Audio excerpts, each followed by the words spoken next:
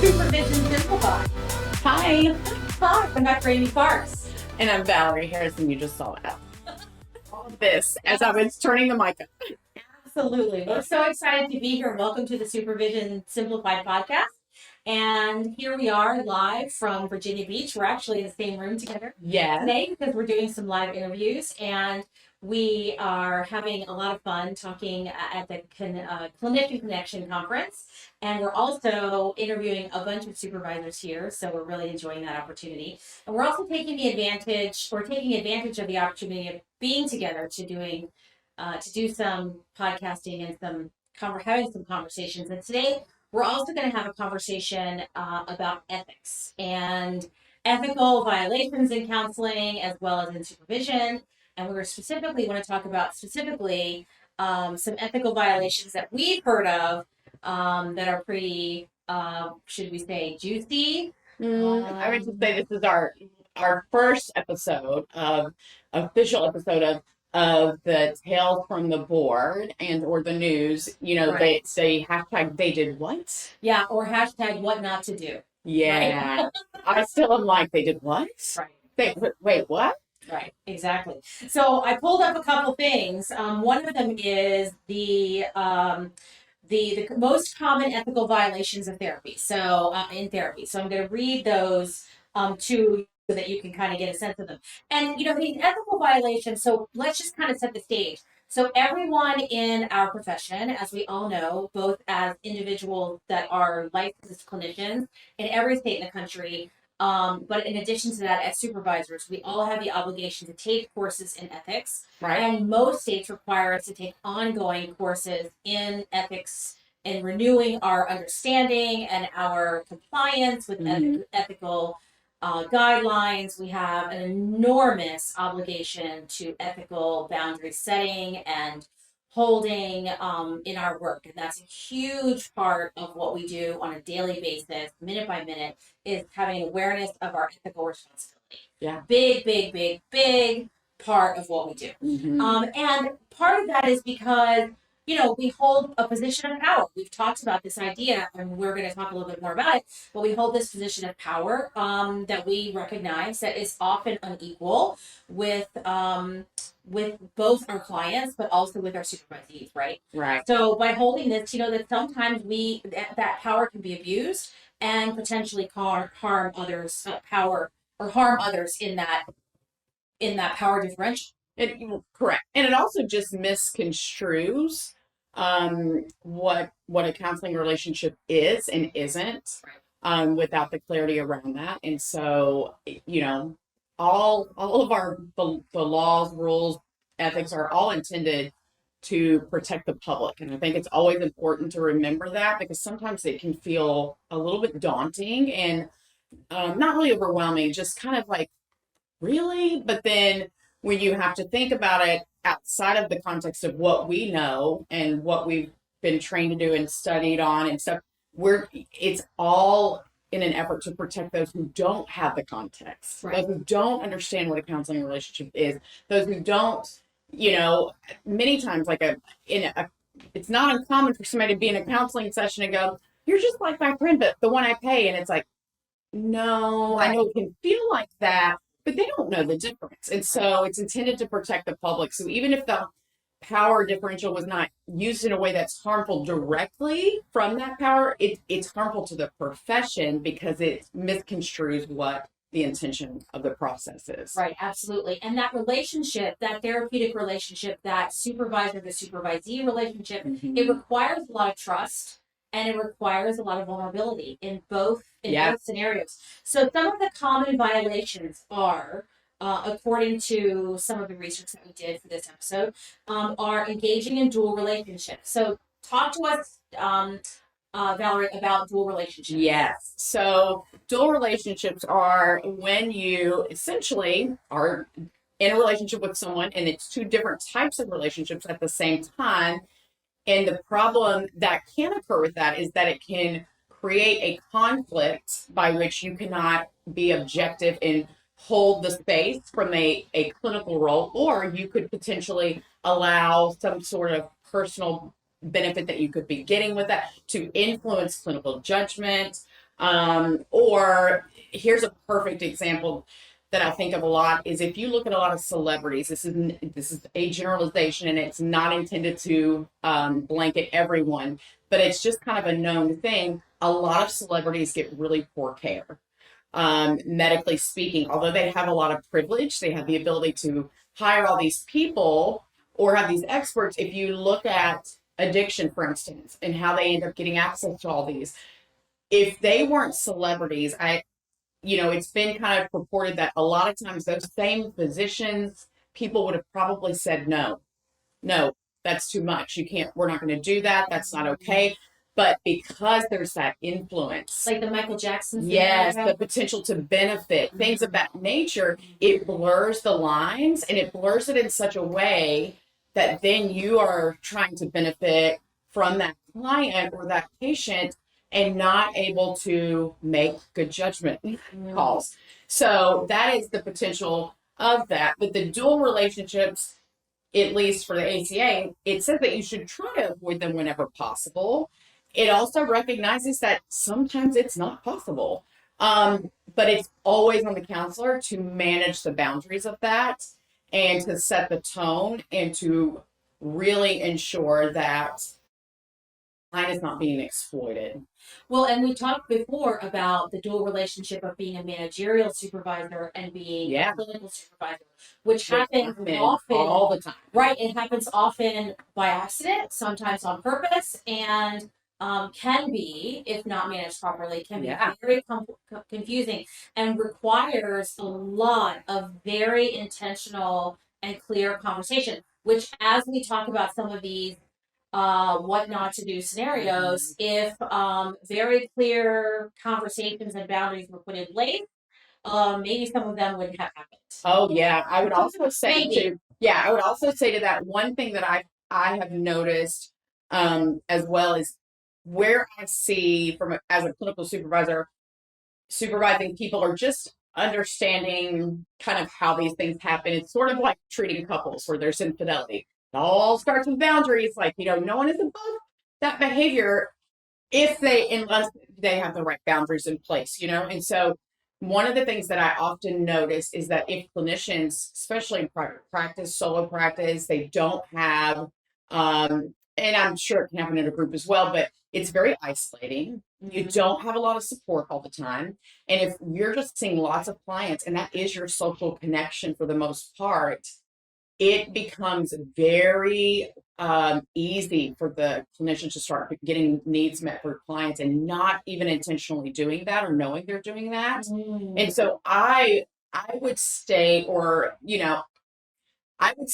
I think a lot of these situations, in addition to not just having good boundaries, I think they did not have a lot of clinical support around them and did not understand that if you're not taking care of yourself and if your only means of social connection is your clients, you're really on a slippery slope to sliding right into dual relationships without boundaries. Yeah, and we'll talk about sort of how to maybe tell if you might be in a dual relationship in a little bit. So another common violation is breach of confidentiality. So we have a very clear confidentiality policy, and I can think of so many times I personally have wanted to say, like, do you know who I'm seeing? Like, or you're not going to believe what happened in this session. Like, it was so shocking, or that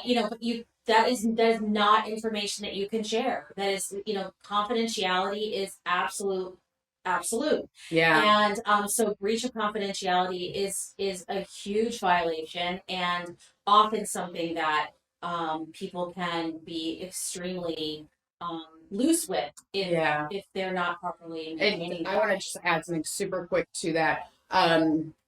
I think that it can be easy also when we see clients to say, oh yeah, I've treated a client that has similar this or that, and not think about, well, they don't know each other. I'm not using a description, right? Because that's common. That's the common thing we learn. Don't use their name. Don't use identifiers.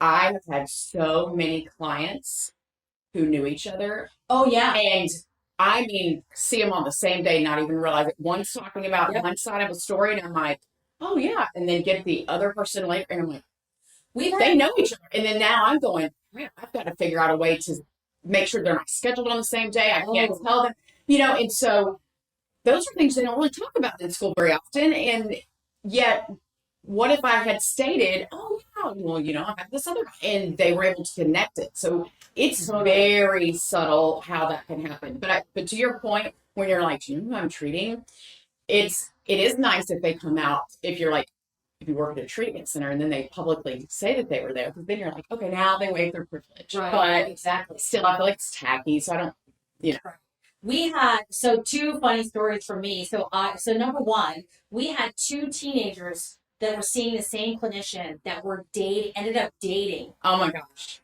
It was so wild. And we didn't even know they were dating until the clinician started putting two and two together when they started sort of telling stories about each other.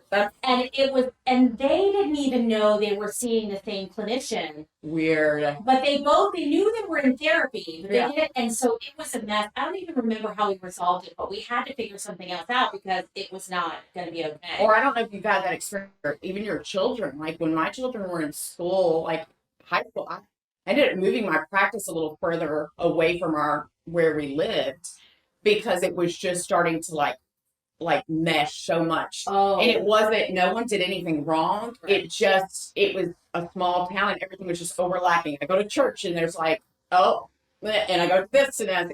So it was everywhere. And when you worked in a psych hospital, a treatment center, and in private practice, you're like, I don't remember if I saw you in rehab or if you were committed. Like, and they're like, you're like, I don't even, like, your brain has to catch up before you can even do something about that. Right. And so sometimes when you have kids in school age, high school age, that can get really messy really quick. And it's not comfortable for them either. And no one's doing anything wrong. It's just that easy. Yeah.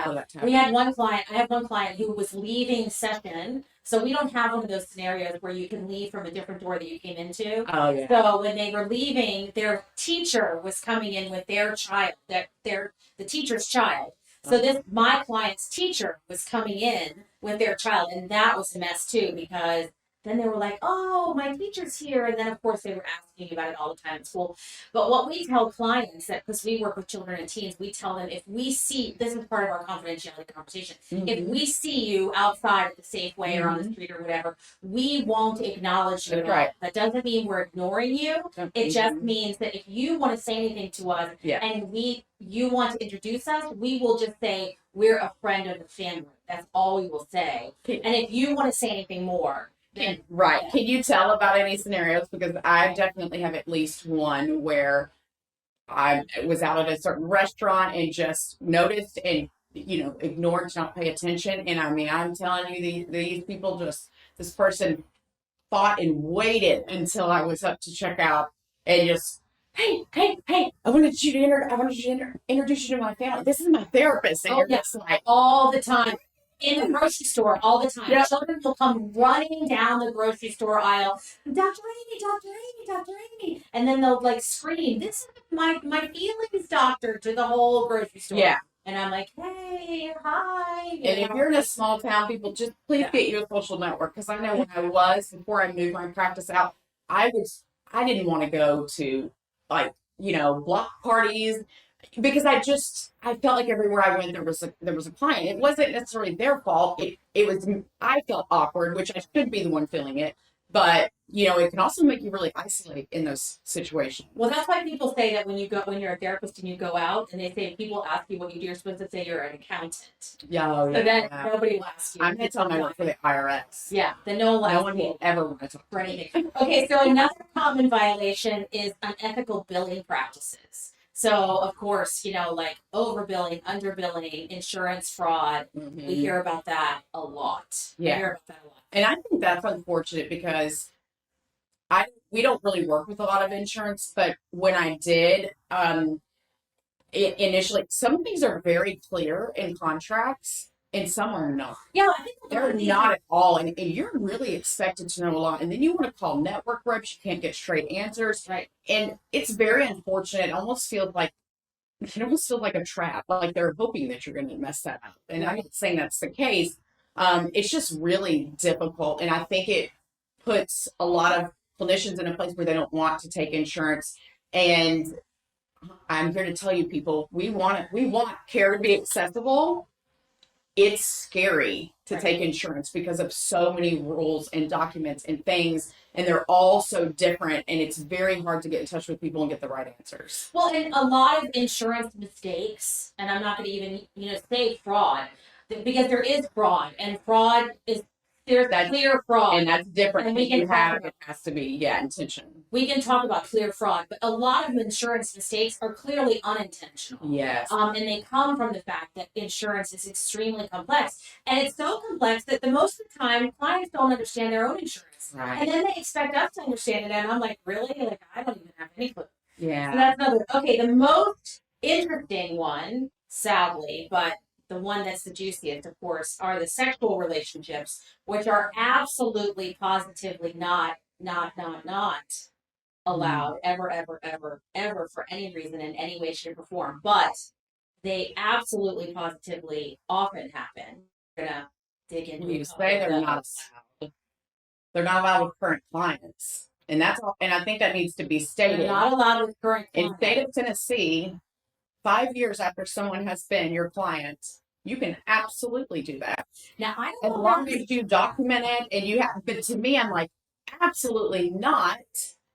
Someone brought up something to me and said, yeah, but say someone came in for an EAP situation for like 2 sessions, and then 5 years later, you see them in a totally different context. And I was like, okay, I guess that would make some sense. But to me, it's still just like, no, I don't. I don't know if every state has some kind of like time frame. They say, well, okay, this person is officially no longer your client. I mean, again, like, we see children and teens, so of course, like, I feel like it would never happen.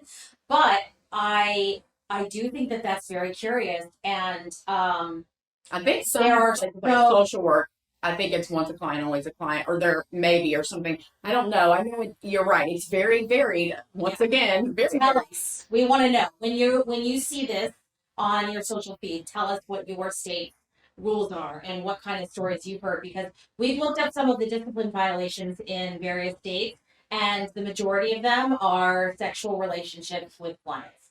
So, and then client abandonment. Yeah. So that's a big common violation. We'll have a whole other episode on that, because I have lots of material on that. That's not board related, but it's actually from anonymous stuff from clients. So so it's not a definitive list, but it's definitely a pretty significant number of items that are really problematic. So, so one of the things going backwards a little bit to that unethical billing practice one. So some of the notes were specifically like upcharging for services rendered, or duplicating charges. That happens kind of a lot, and that sometimes you can do on purpose, or sometimes you can do by accident. But the one that I hear a lot about, not a lot, but the one I hear that's the violation, that's the one that's intentional, is phantom billing. Have you heard about phantom billing? No. So I know of a scenario where somebody was billing for sessions that they didn't hold. That's what phantom billing is. So they would create a session in their EHR, and then they would bill for it, but there was no session that actually happened. I'm sorry, I can't even believe people would have the gumption to do that. Like, that person could have been at another doctor, and the claim goes through. Like, right? How would you think that that's right? I think about it though. It's not that hard to do. Not like we're telling you to do it, but be very clear. But I'm just saying, it's violation. The insurance is going to, like, you don't know if that person was at their OB that day, and like, that's a no. Well, as far as I'm concerned, I'm like the most rule-abiding person. I'm a super rule follower. But, so I would say anything like that is a risk. Like, I would never do anything like that. I can't even imagine. But people do it. And that's what phantom billing is. Find so many other ways to make money. If anyone's feeling tempted, please just let me know. I can give you 101 ideas on ways to, like, make your bill without that. Please don't do that. Please, it's not worth it. And then misrepresenting the length of the session or the type of session. Yes. So when it's a regular session and making it an intensive or making it an emergency or Correct. over that kind of like extended billing kind of thing, I think that's really kind of what that's about. So and it's a really it is a really serious offense and it can have pretty serious consequences. And supervisors need to be aware of and have things in place, especially in a group practice, because clinicians are not coming out of school understanding that. And so I would say be prepared to train them on that. One of the things we did, because it could be helpful to someone, is we noted that our clinicians were not regularly changing the start and end time initially, and once we saw it, it wasn't that they weren't trying, it was just not part of their routine, and they didn't see the whole big picture. So we use simple practice, and we were able to go in and add something to every note that gets used, like note template, to actually put the CPT codes in there with the explanation and time on them, and a question of, did you check the time? And is it correct? If no, hit adjust now. And they are forced to answer that. And so we told them, once we get compliant and everybody feels really good on that, then we can take that part off. And so that's just one way around on that. Yeah. So that's kind of a summary of some of those things. But the ACA dug a little bit deeper into these prominent ethical issues. So the top one, the number one prominent ethical issue, not in order of frequency, but was actually client rights and informed consent. So, I think that falls under a couple of those broader categories, but that's more about, violating a client's rights and or not giving proper informed consent. So I know that we look at our informed consent a lot. Like one of the things that we have in our informed consent is that our intake is 75 minutes. But now we've actually recently changed it because sometimes our clinicians were not meeting for 75 minutes because they had a kid who couldn't sit there for 75 minutes. And then the parents were mad, understandably, because it wasn't 75 minutes. So we changed it to be 60 to 75 minutes so that it was a proper informed consent. Absolutely. And so it's very important that your informed consent be actually what is you're saying, what you're saying. Making like an annual reminder to audit those. Like we have cameras in the building and around the parking lot, and they're not recording any audio, but we needed to disclose that and disclose what they're there for, who has access to them, how many there are, where they're located, and what the use of that is. Yeah. So the ACA also has ethical issues with multicultural counseling, and there is no description of what that actually means, but I have a feeling that it might mean something around microaggressions and or more significant aggressions around multicultural and diversity related issues. And so ethical violations in that regard, which is something that ACA brought up. Certainly confidentiality, which is a big one. Competence. And so, I think calling out people's abilities and or, people, one of the things that we make a promise to do is to work within the scope of our practice. And so if people are called out for working outside the scope of their practice, then that would come into competence.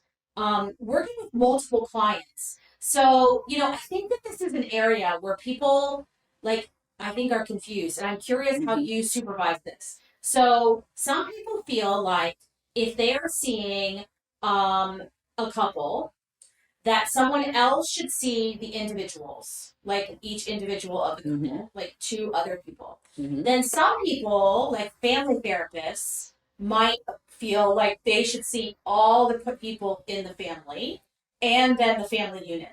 So there are, I think, different schools of thought there. So I think that there can be a couple different ways of supervising that and of managing that. What are some of the concerns, though, that might come up ethically when you're working with multiples, when you're working with couples and or families, parent-child units, those kind of things? Because I think this ethical issue that ACA is bringing up, which is working with multiple clients, couples, and groups, this is what they're sort of referring to, the ethical issues that can come up when you're not clear about the relationships. Yes, I think it's that. So it's that working alliance and in maintaining that objectivity. Also, there have been times in our practice. So as a practice that really functions with a collaborative care model, it is not uncommon that people have multiple services with multiple providers. And so some of the things that we do is everyone gets an informed consent. So we have an informed consent for the practice, but then there's one for each of the clinicians as well. And it's always redefining like what are we treating? So for a couple, it's the relationship. And so there are times where we could start with an individual, they want to bring someone in and do couples, and they want to maintain the same therapist. Then we have the conversation about doing this, would then bring this into couples. We staff it as a treatment team to say, do you feel like you could work with them as a couple? And if you've been working with one person in that coupleship for 2 to 3 years, you may not be objective enough to do that.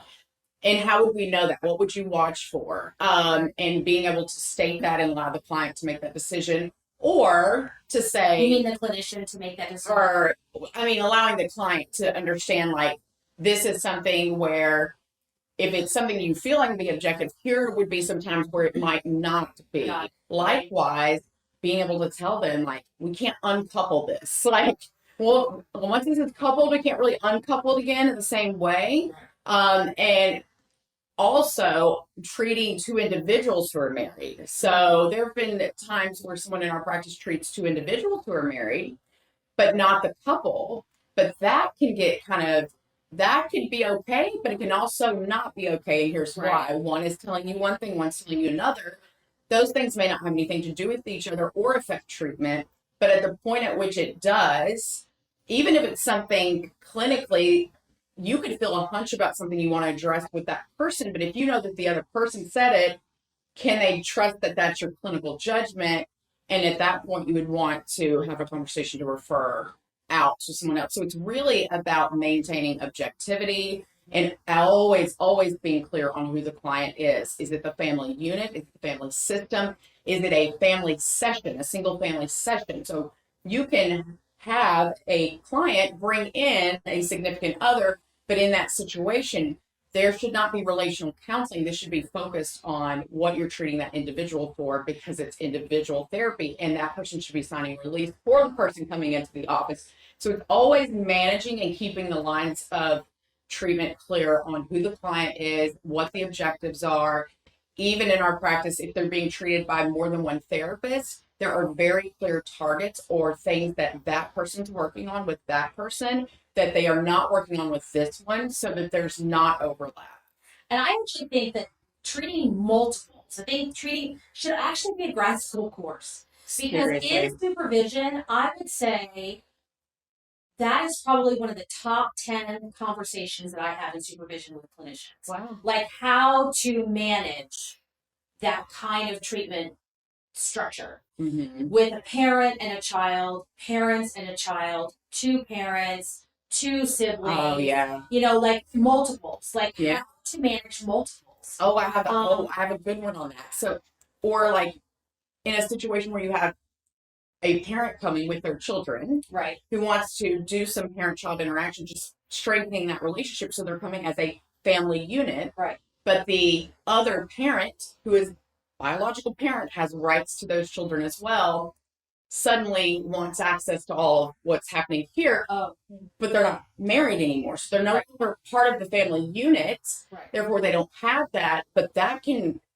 be a whole cluster in and of itself, because you don't want to overstep the rights of the parents in the access or the right to consent that they have for their children to be treated, and yet at the same time they're not being individually treated, they're being treated. So that can go to your state law. Like, it's very nuanced. Yeah, it's very complicated with the custody issues and legal custody and all that.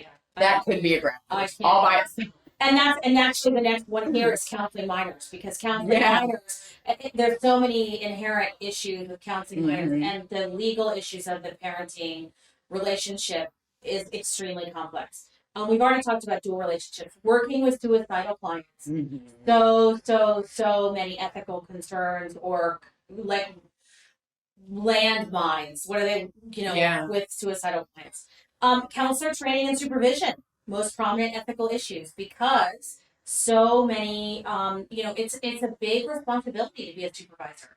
And when you're person that you are supervising is under your license. You have to watch not only what you're doing, but you are watching the work of your supervisee. And so you have to be assured at every single juncture that they are ethical and not and constantly on top of their all behavior that's appropriate.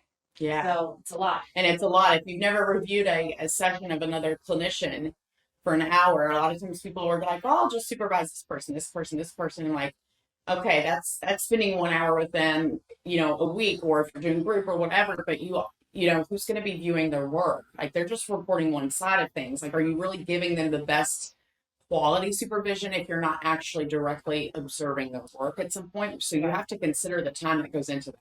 Right. And, I know a lot of supervisors who don't do observation. And for a while, I didn't do it either. And now I absolutely require it. Yeah. Because I'm not going to trust that you're even the things that I'm reading your notes and I'm meeting with you and I want to just spot check. That's right. So I trust to verify the same way I can. And I'll still record some of my sessions, just to get the experience of what they're feeling and also keep my skills sharp. So I think it just, it makes us all better. But it is something that, again, like you said, you become a supervisor and you don't do it at first because you're not prepared. You don't even sure what that looks like. Right. So going back to the topic that we find the most juicy, 29% of the most common ethical violations complaints filed with the APA, the American Psychological Association, 29% of them involve sexual misconduct with adult clients. 29%. That's a lot. It is a lot.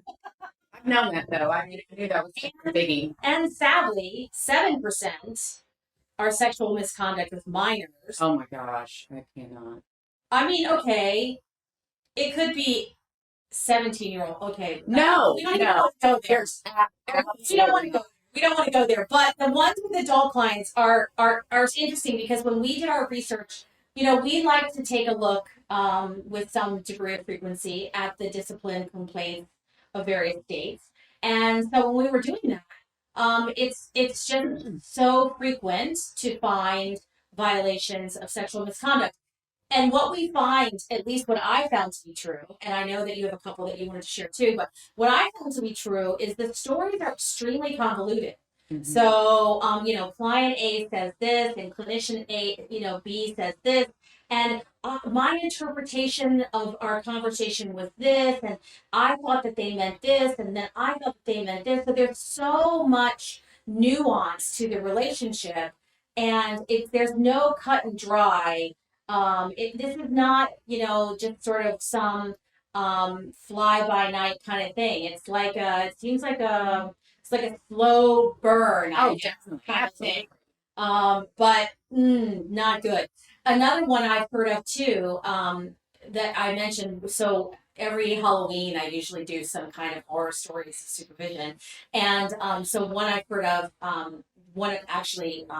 a supervisee that I got after they were supervised by someone else. They came to me for supervision because they had been hit on by their supervisor. So their previous supervisor had invited them out to dinner, which in and of itself is not necessarily a bad thing. Like, to be invited out to dinner by your supervisor, it's not a bad thing.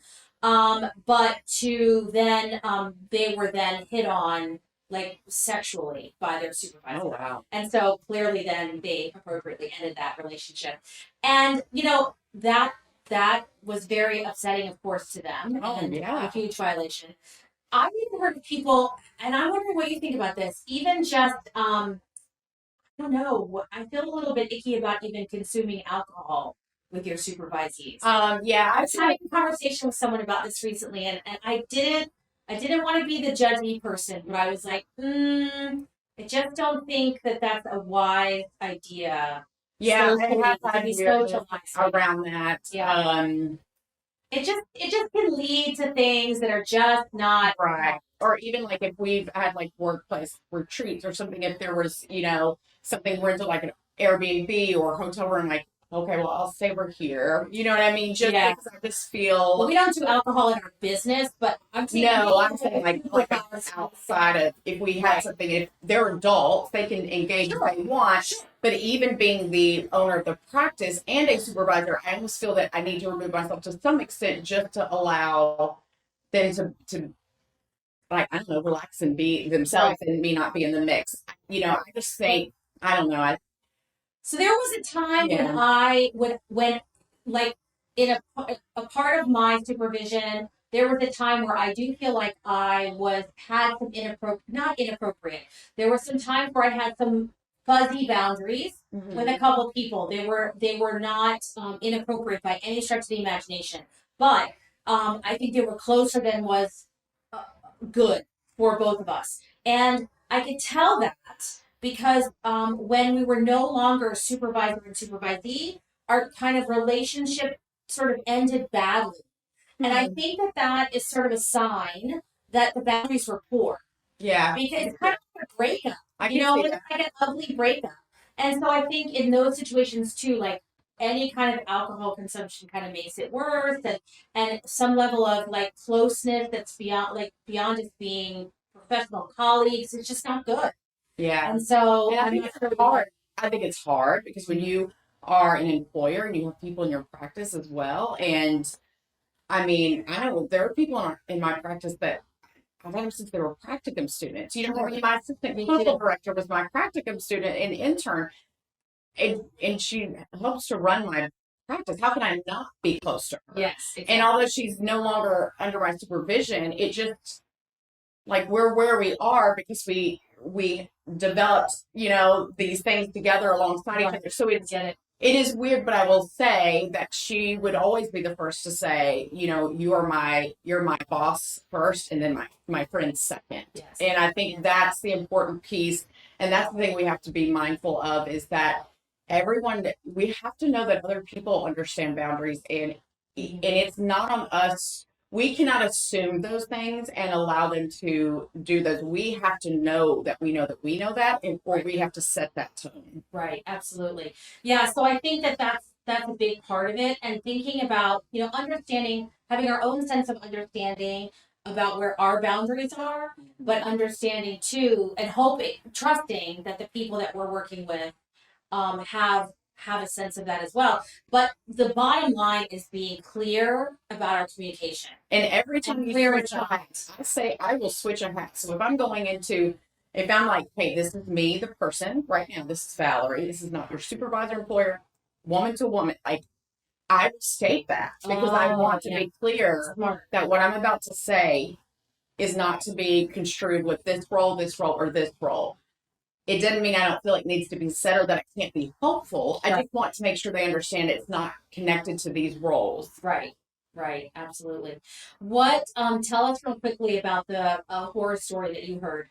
Oh, yes. It's in the news. It's pretty wacky. It's very unfortunate. It is unfortunate. So I'll just read the news article. I will not read the exact dates.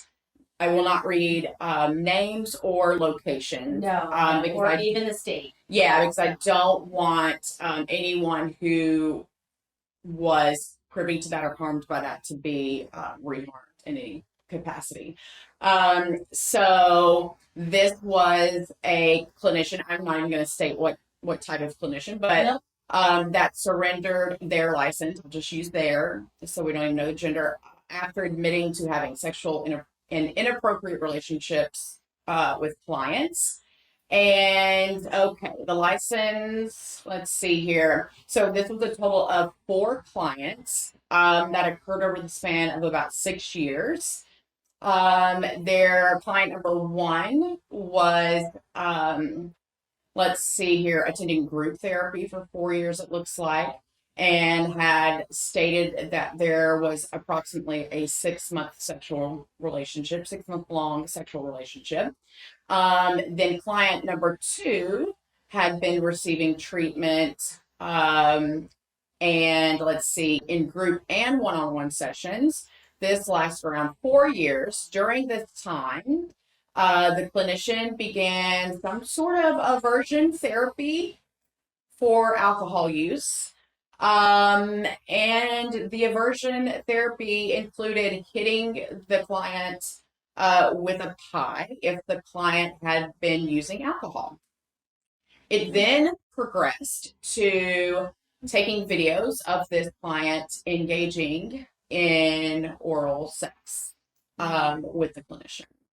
And the clinician admitted that this sexual relationship lasted, I guess, not sure when it started, but somewhere over the 4-year period. It seems like it lasted a while. Client number 3 was referred to the clinician by client number 2. Oh. Same type of aversion therapy that was done with client number 2. With the pie? Yeah. Well, it was a shaving cream pie. Oh. There was no sexual relationship with this one, apparently. But there was rubbing shaving cream around areas of this person's body clothed. Interesting. I guess that makes it better. But, my attorney would say the facts. You got to stick to the facts. So they're just reporting the facts, y'all. Right. Got the facts. And then lastly, client number 4 was also receiving treatment, and they engaged in sexual relations on several occasions before that ended. So needless to say, this person was cited with multiple violations of professional misconduct and ethical violations. And this person no longer has a license. Thank you.